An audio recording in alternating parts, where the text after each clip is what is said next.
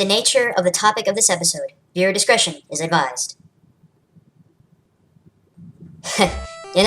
It's kind of funny. I get called a weeaboo by a lot of people, and I mean a lot of people. Those ignorant folks assume that I think everything that is Japanese is better than the rest of the world, that Japan can do no wrong, that their women are the best and their culture is the richest. The typical definition of a weeaboo? Boy, are you people in for a shock. There's a great many things that Japan does that grinds my gears, and today I'm talking about one of those things. And yes, it's personal. In all of my time that I spent in Japan, I constantly heard about the aging society that Japan is becoming. And it is. Birth rates are at an all-time low, and in about 40 years, over 50% of Japan's population will be too old to work. I know this is going on a non-gaming tangent, but there's some back history I need to go over with you all to explain the relevancy between this and dating sims. I've been poking around the Huffington Post, and I came across an article that said, far too many people in Japan have become less and less interested in a sexual relationship. Birth rate, marriages, even condom and hotel sales are dropping like mad. A survey by the Japan Family Planning Association found that 36% of males ages 16 to 19 had no interest or even just despised sex. According to the Wall Street Journal, 59% of women between the ages of 16 and 19 had no interest in sex either. This is just wow. But Gaijin, what about all the hentai we see?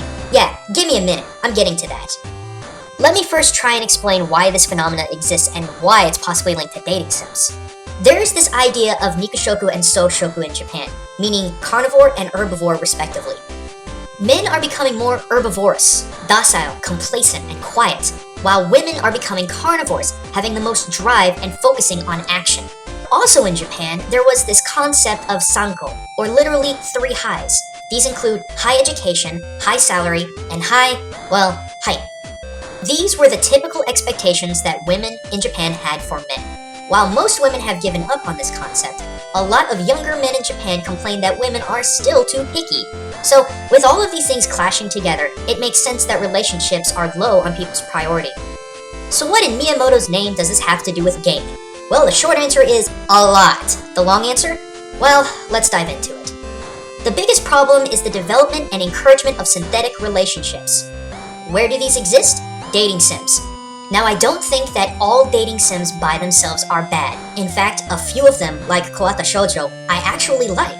But something has gone very awry here. Let me start with the most famous dating sim in all of Japan, Love Plus. Now, for what it's worth, Love Plus isn't that bad a game. The closest thing you're going to get for sex is, quote, after-school kissing, end quote, where you tap the stylus of the DS on your chosen lady's face. In all honesty, that's adorable. Most men I've heard from say it takes them back to their high school romances, and as I've said in my first episode, that really was the happiest time for a lot of Japanese folks. Here's the problem. A man who calls himself Sal actually and officially married his Love Plus girlfriend. I'm all up for letting people do whatever makes them happy. But this is a synthetic relationship. The girl is not real. It's pretty darn close to real, but it's not real.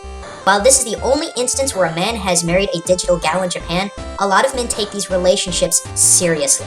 How seriously? Enough for an entire town to accept them as true couples. In the resort town of Atami, the locals usually gain their income from newly married couples honeymooning. Since marriage and relationships in general are on the decline, they had to find another way to make money. So what did they do? They redesigned their hotels, restaurants, and so forth to cater to men and their Love Plus gals. In 13 locations in town, men can use barcodes to have their ladies appear in various clothes for each location, standing next to them as if they were really there. Hotels will also make reservations and make up rooms for 2, the player and the digital gal. Dinners will also be served for 2.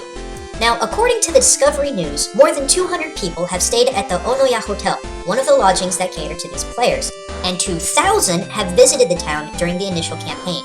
Now again, I'm all for people having fun doing their own thing, but from a demographics perspective, this is a very, very dangerous trend to follow en masse. If men are becoming more and more accepting of their virtual girlfriends instead of real ones, of course you may have a drop in your population. Now then, let's talk about that hentai that was brought up earlier. I submit to you a very valid question as a man. If you had a woman that was visually flawless, was built to every specification you wanted, didn't argue, annoy, or pester you, and would service you in any way that you desire, would you ever want a real woman? The best example of what I mean comes from Japan's 3D custom girl. where you literally make any kind of woman you want to do nearly anything your mind can conjure. Now I know a lot of you are saying, it's not as good as someone else is doing it to you. I've got bad news for you guys. People are already working on synthesizing that as well. TechArts 3D, the maker of 3D Custom Girl, are in the process of making a mechanical peripheral that will do the job. Just watch.